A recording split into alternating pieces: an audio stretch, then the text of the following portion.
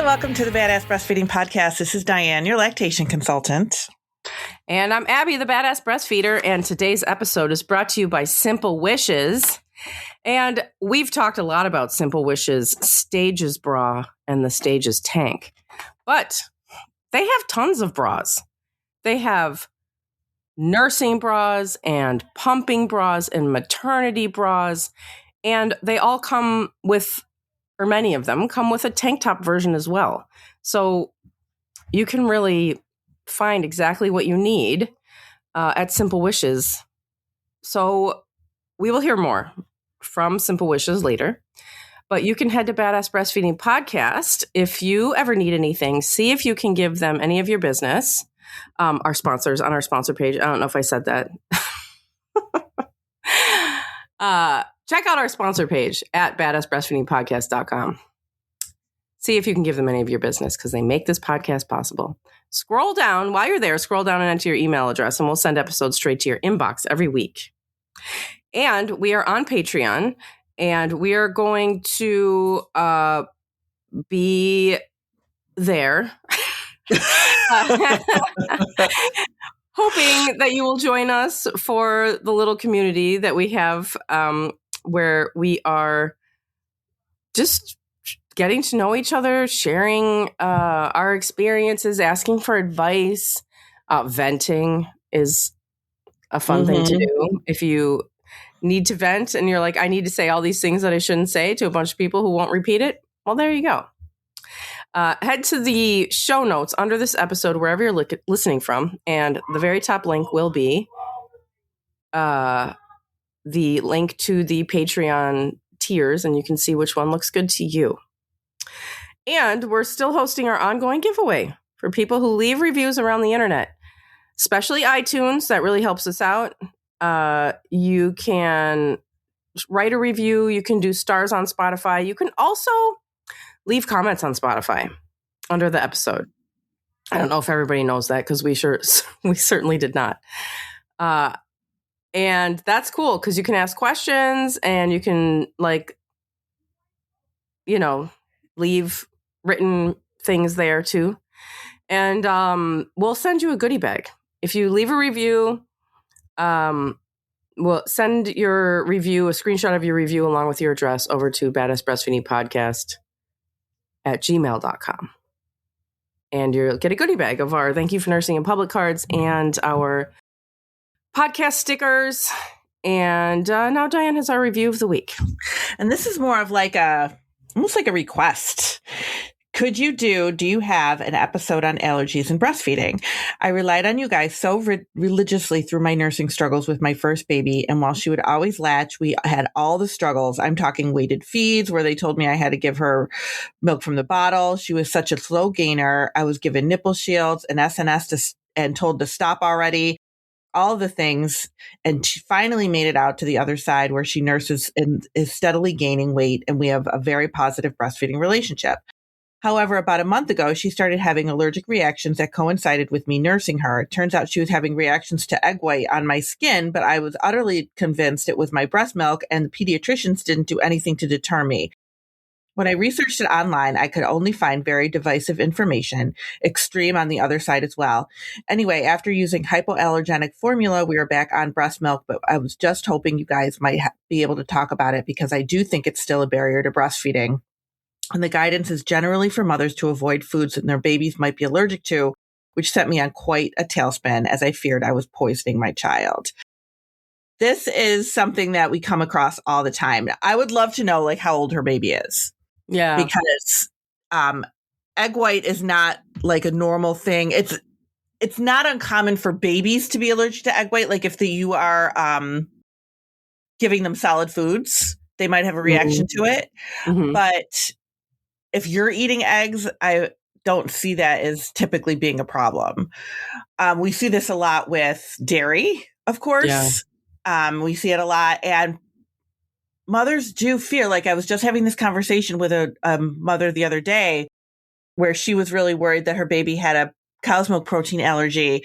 And she's like, I just don't want to hurt him. I feel like I'm afraid my milk is hurting him. Mm-hmm. And that is such a common feeling. like it's so, you feel so helpless. But yeah. And it's you're always not hurting them. Yeah. I mean, that's always the fear, right? It's something that you're doing is causing it or hurting the baby. And that's never, I don't want to say never, but it's never the case that you're like, you are hurting your baby. Like, I know it. So we've done an episode on allergies before. This is like the long way around it, but we've done an episode on it, but it's been a while. So maybe in the new year, we'll do it again. Is it? I thought we just did one, didn't we? I don't think so. I'd have to look. I can't remember anything ever about anything. Abby's in the struggle bus. I don't know why. I think I was like, oh yeah, well, we just did that. We can refer them to the episode, but when? Yeah, I think it's been a while. Yeah, I think it's been a while. So we'll have to talk about it again. I decided to record upstairs today because it's really cold in our basement. I'm in Chicago. It's just really cold right now.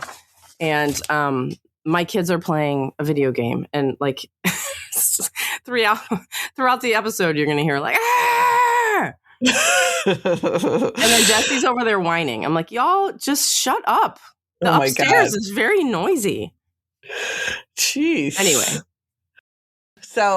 Anyway, that was that. We're going to try to do another episode on that for you. There's one other thing I wanted to talk about before we get into our episode today, and that is a new law that was passed to give protection to parents traveling with breast milk. Oh. So I just came across this just the other day.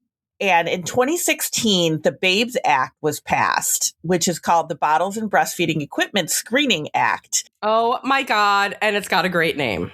Yes. And that was supposed to be so that parents could go through TSA checkpoints, but there was still a lot of inconsistencies and a lot of problems with people going through with breast milk. So this one person who had a hard time with TSA decided to really make a stink about it, and the Enhancement Act was passed, signed on November 25th, and will force TSA to be accountable for how it treats breast milk formula and related equipment. First, TSA must develop clear hygienic screening guidelines under the guidance of nationally recognized maternal health organizations. The law also calls for consistent officer training and requires TSA to better communicate parents' rights at security checkpoints. To ensure real accountability, an independent watchdog will audit TSA's compliance and help prevent future mishandling. So if anybody's had trouble going through TSA, hopefully this is going to make it better. Because now they've just passed a second act to go along with it. So I think that's really amazing. I think that's amazing that that's happening under this administration, if that's what you can even call it. Right. I agree with you. That is, strange. And also through. Yeah. I mean, there's no bigger mess right now than freaking airlines and airports in this country. I know. And so now TSA is more understaffed than ever. Yeah, I would think so. And now they're going to have to, But some of the things that the people went through, like the person that did this, her name was Emily Calandrelli, and she said that she was inundated with messages from women who'd faced similar treatment. Mm-hmm. And it says many described that their breast milk was handled without basic hygiene. Ew. Others were told that they faced pushback when they asked TSA inspectors to put on clean gloves. Some described how TSA officers dipped test strips directly into their breast milk, while one mother was told she needed to sip her own milk to prove it wasn't dangerous. What? Yeah. Yeah. Others were recounted for being forced to dump their milk. It just is really, the inconsistencies are crazy. Is bonkers. You can, Isn't it? How? Oh my God. Right? I know. So now there's a new act passed. If you're a traveling breastfeeding mother, then you should feel a little bit more comfortable knowing that you can get through TSA. But the last thing this article says is something that we say all the time, is familiarize yourself with the TSA rules and keep them handy while you're traveling so you can advocate for your rights in the moment. Man, it is so hard being a breastfeeding parent. Right? I know. It was ridiculous. But today, we're going to talk about the first 72 hours with a newborn and what happens in those first 72 hours. Nobody remembers. Nobody remembers. I know. They blank it out. So if you're a couple of months in and you're listening, you're going to relive it. You might have some flashbacks. Oh my God, I know. You're like, oh my God, I forgot about that. Oh God, I was trying to never remember. I did have a mom recently. We were talking about that, and she was so cute because she was like, I told her, because a lot of times parents will be like, oh my gosh, do I want to have another baby to go back to we're just finally sleeping now and, all of this stuff. And this mom was like, it's just for a short amount of time. It's worth it. And that is, I know. So, because she's still like, her baby's only like 2 months right now. So she's definitely in the thick of it. Yeah. And if you could just think of it like that when you're in it, it's only for a short amount of time, then it'll go far. You'll go further than going, oh my God, what am I doing? This is, like, why am I doing this to myself? That's what I felt like. I was like, what did I just do? Oh my God. I know, because with my first, I also had an episiotomy. So like, I was like, I remember like when I came home and I had all of these care instructions, obviously, of what to do. And I was so curious of like what it looked like. And I was like, I'm so scared. I'm so scared to look. And finally one day, it must have been like, I don't know how long I would have made it, a few days of my curiosity. And I took a mirror. Oh God. On the bathroom to look. And I was like, yep, well, nothing's ever going in or out of there ever again. It's like a crime scene. Like we're having one baby and that'll be it. I mean, oh my God. I also remember I don't know if everybody knows Jack's personality on this podcast yet, but super highly sensitive, always had kind of, he was probably a normal newborn. But when we got home, he was not, I'm sure you'll talk about this, asleep. And I was it was the first day home. And I remember holding him and standing and kind of rocking. It was midnight, I guess. I don't even know. And I had the TV on. And there was this documentary on about Ebola. Oh, God. That I was watching. And I was like, oh my God, this is the most terrifying thing. It was 2011. So I think that was like the peak, at least peak news of the Ebola, what was going on in West Africa. Mm-hmm. Oh my God. I don't know why. Don't do that. Put on Sesame Street if you need to watch something. I know. Put on something anyway, else. I'll stop talking.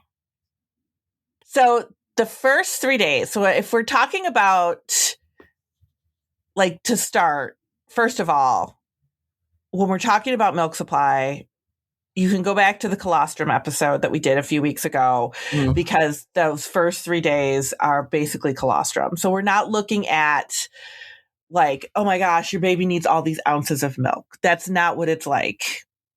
What we're doing in those first couple of days is we are programming your milk supply. We are getting those hormones revved up. We are stimulating the supply, frequent feeding, getting your baby the colostrum. Like, we're not talking about like your baby needs all these ounces of milk.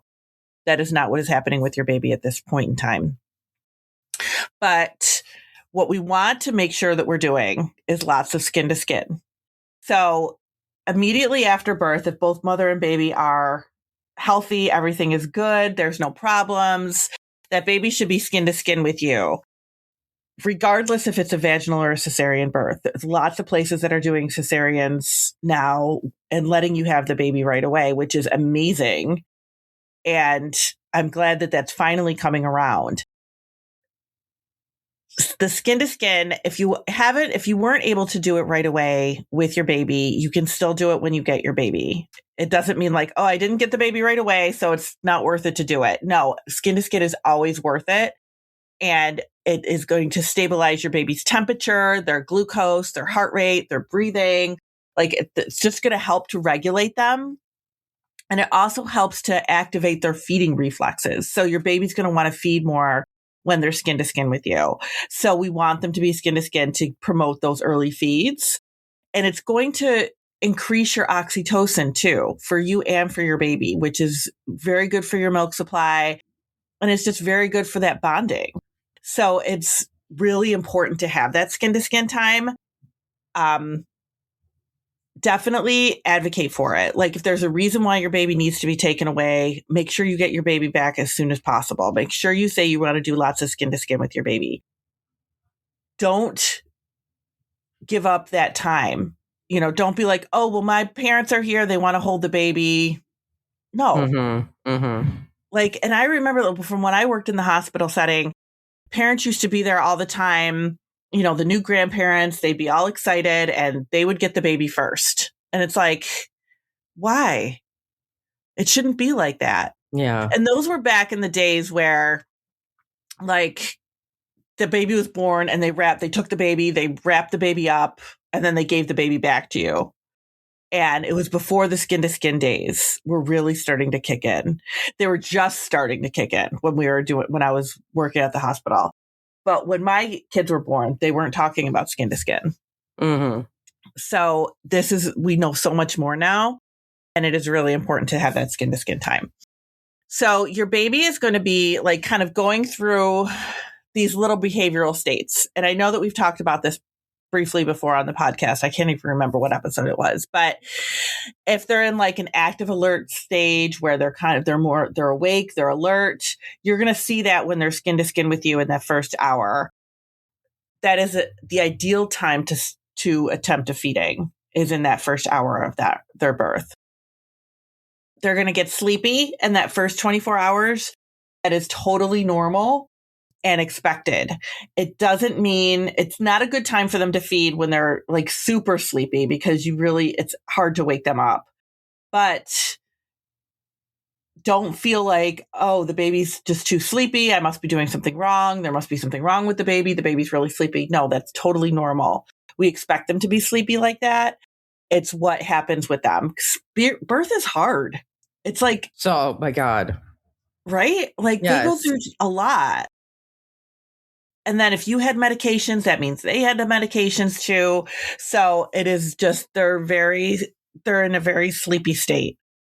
If they're crying beforehand, like say the nurse just came in and was messing around with them and, you know, just re-stimulated them and was checking them and changed a diaper and your baby's screaming and then they hand them to you and they're like, okay, now you can feed them.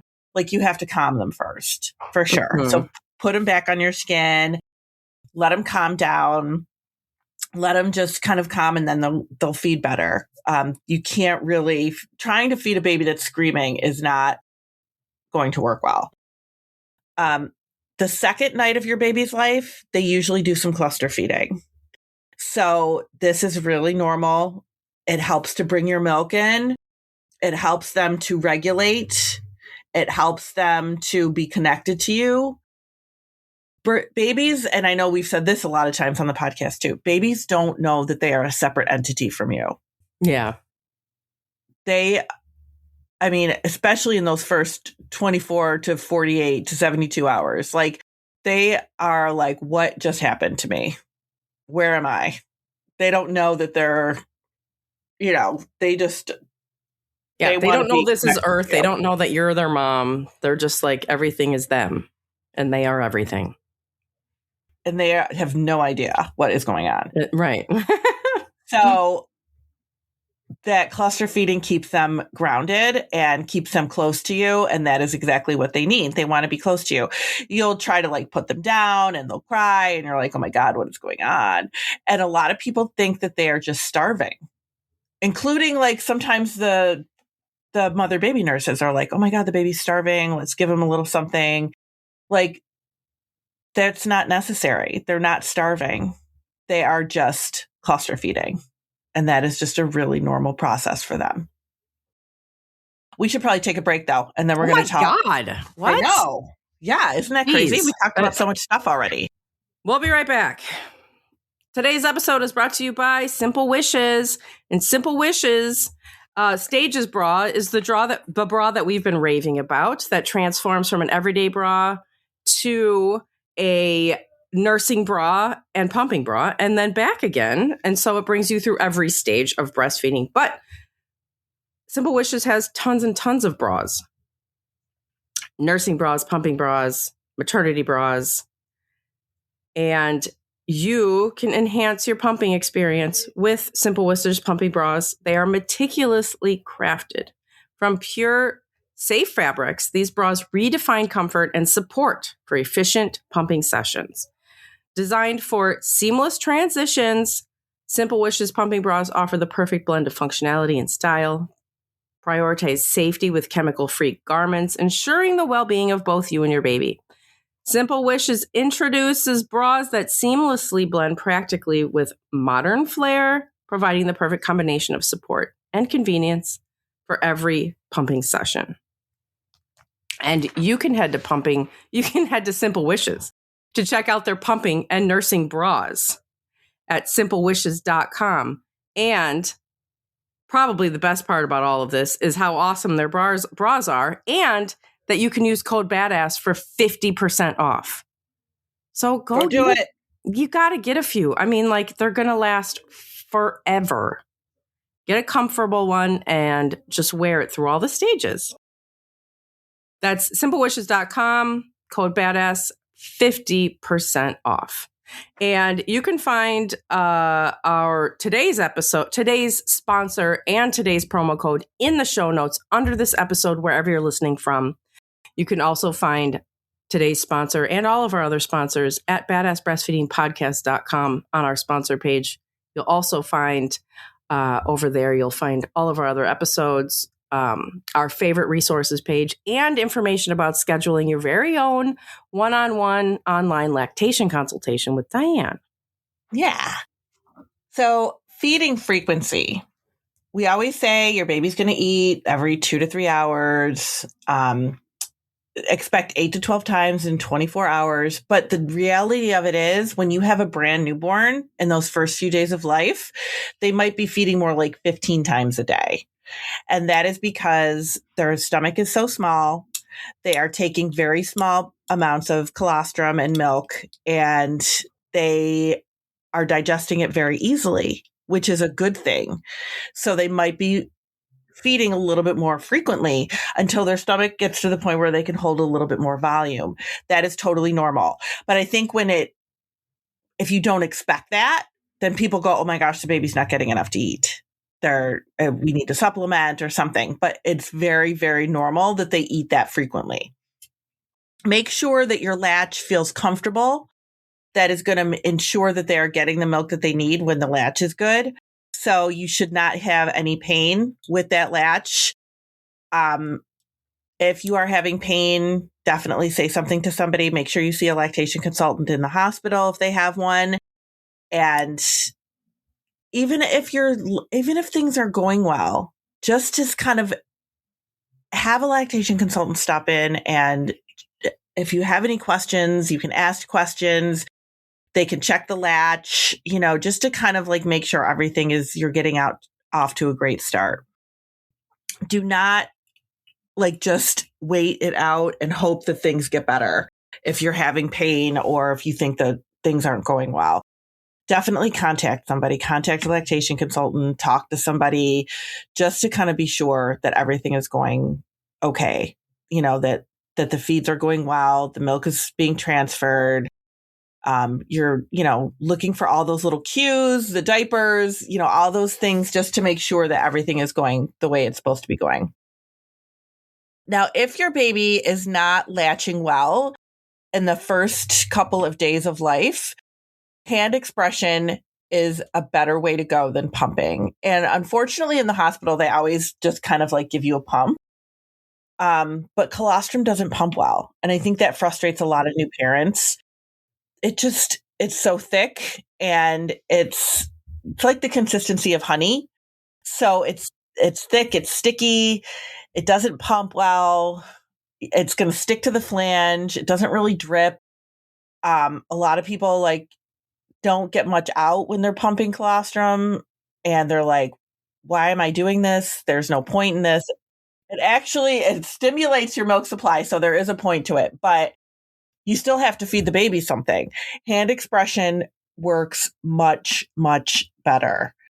So if you can hand express a little colostrum, you can get that fed to the baby and they will, then we don't have to worry about feeding or supplementing them. Do that if your baby isn't latching well. While they're working on getting your baby latching better, you can be hand expressing colostrum and feeding that to the baby. If your baby's really sleepy and they're not feeding well, then that's another time to do it. If you're separated from your baby, if your baby's in special care, if your baby's sick, if your baby's got jaundice, anything like that, and you're separated from your baby, hand expression will get you more colostrum than anything else will. So that is something to kind of work on and remember if your baby is not latching well in those first couple of days. Now, if you are separated from your baby, that can be really difficult. It's just going to be a really hard thing. And feeding might be the last thing you're really thinking about. But being able to give your baby, especially if your baby is sick, like they're in the NICU or they're in special care, maybe they were born with an infection or something like that is going on, then your milk is going to be the best thing for them. So being sure to get that milk to them, do skin to skin when you can. And that can be hard too, because a lot of times they've got like IVs and stuff happening. But being able to do that skin to skin time when you're with them is going to be so, so beneficial for both of you.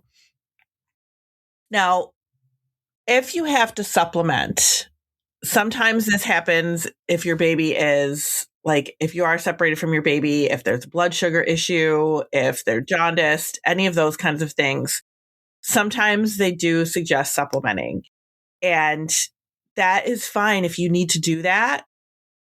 But make sure that you are doing some hand expression or pumping, that we're not just kind of going, oh yeah, just feed the baby whatever, and I'll get to that breastfeeding thing later. Like we need to make sure that we're stimulating your milk supply. So doing that hand expression, mixing that colostrum with a little bit of formula. If you need to get them a little bit more fluid, then that is fine to do that. But make sure that you are doing that hand expression or that pumping just to make sure that we're getting that stimulation. Oh my God, mixing it. Oh, I never even thought about that. That's such a good idea. That. Yeah, you can do that if you need to do that. There's nothing wrong with that.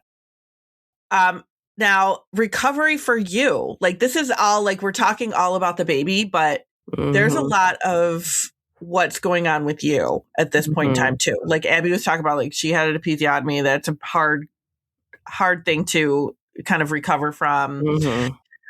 If you had a C-section, if you had medication during labor, like you're going to have more recovery time. So yeah, and you're so not the focus right now, which is insane because the baby's going through like a normal thing. They don't know. They don't know what they're doing. Like you are literally like shell shocked at this point. Your body's been through more than it's ever been through, probably. And emotionally and psychologically, you're going through all this stuff. And it's just like, oh my God, the baby. Yeah. It's crazy. We don't pay attention to moms enough. We really don't. So rest as much as you can, which can be hard to do if you're in the hospital because people are coming in and waking you up all the time. But rest as much as you possibly can. If people come to see you, like, fine, but they shouldn't be like lingering and staying there and camping out in your room.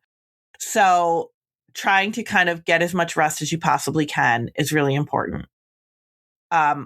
Make sure you're staying on top of pain control. That is really important too. And I know, like, you've talked about this before too. Didn't the nurse like come in and was like, you have to take your pain meds? Yeah, she would come. There was one nurse who was just really great. And like, there were other ones that would come by and be like, do you want, like, it's time for your ibuprofen? And I would be like, no, it's okay. I feel fine. And then this one nurse would come in and she'd be like, no, you don't skip that. You need to, like, just because you're feeling fine doesn't mean you're going to feel that way in an hour or so. Like, don't skip it. I'm like, Mhm. okay. It's really important to stay on top of the pain. I also have another thought about the hospital, which you can just tell me when to start talking. No, go right ahead. Okay. It's a good time. So I know that we are like rooming in is really important, right? To have the baby near you. And I mean, I really just probably not a lot of people at this point send their babies to like any kind of nursery or whatever. Like, we just want to have our babies there. Mm-hmm. Having been through this and having been through it, I would still room in with my baby. But when the nurse offered to take the baby for a little while so that I could sleep, I would say yes.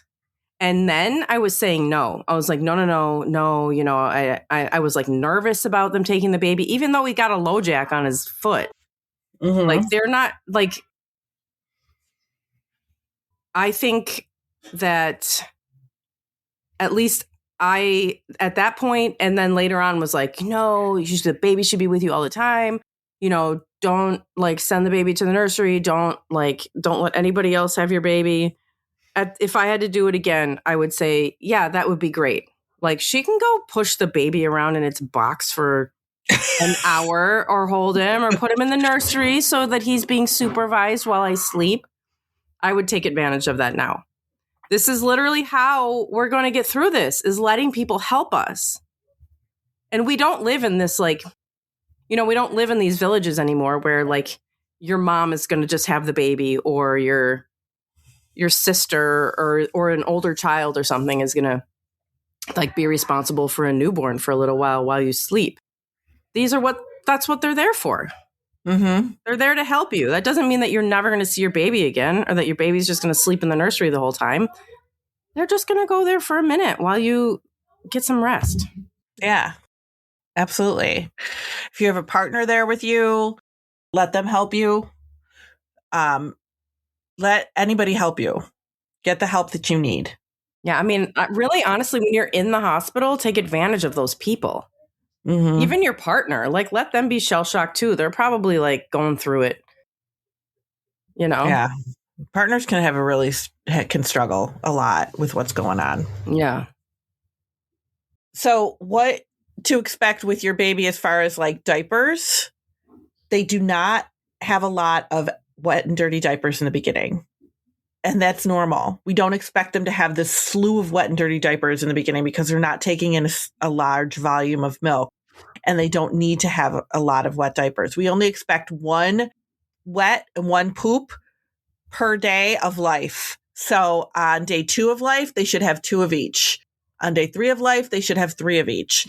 And that will go on until about 5 days, when they're going to have like 5 or 6 wet diapers and 2 or 3 good poopy diapers. And that's the way it should go, as you know, like for the next couple of months.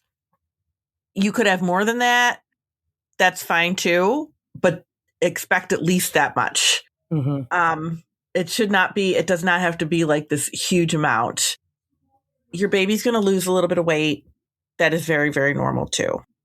And expect that to happen. It doesn't mean you're doing anything wrong. That's very normal. A lot of it's just water weight. If you received a lot of fluid, they're going to receive fluid too. So that is just a very normal process. We expect them to lose a little bit of weight. And then your milk is going to come in, usually about 2 to anywhere from like 2 days, 2-3 days, 4 days.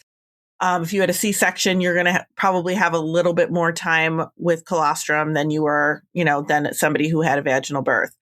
So that is really normal. Don't worry about it. Just keep feeding your baby, keep putting them to the breast, keep stimulating that supply, and that will help to kind of move things along a little bit faster. All of this to be said, like, this is just your first couple of days of life. You're just getting through it.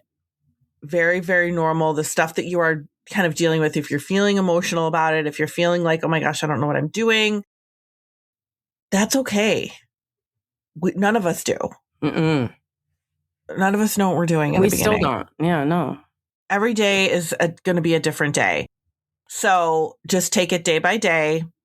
Follow your baby's lead. They're kind of in charge. So follow their cues. You're learning them. You're figuring out what they need. Don't expect that you're going to know everything about your baby the minute they're born. You're going to figure them out as you go along, just like they're figuring out how to be here. So everything is going to be fine. You're just kind of like going through. You're just going through it. Just take it day by day. And that's kind of what to expect the first 72 hours of your baby's life. Awesome. Thanks for listening. Thank you. Bye. Bye.